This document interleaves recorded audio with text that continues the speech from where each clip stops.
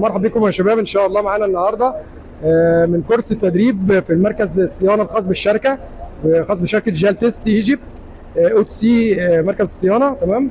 دلوقتي هنبدا نتعرف على المهندسين اللي شغالات معانا.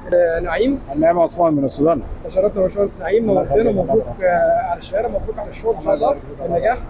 مهندس وليد احمد عبد الراضي من صعاد. تشرفنا يا باشمهندس وليد، مرحبا بيك. علي ربيع من بني سويف. تشرفنا يا باشمهندس علي. عبد الله عمرو درب نجم شرقيه. شكرا لحضراتكم. شكرا لحضرتك والله. الله يخليك. حسن ابو طارق منصور.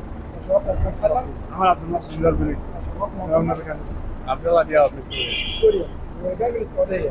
تشرفنا بيك يا باشمهندس عبد الله، وتشرفنا بيكم كلكم. الله يخليك يا أستاذ. مرحب بيكم ان شاء الله معانا، ونجاح لنجاح ان شاء الله في حياتكم العمليه.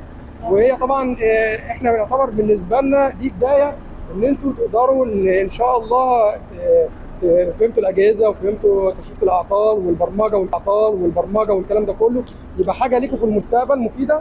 تمام. ونجاح لنجاح ان شاء الله. بالتوفيق. السلام عليكم.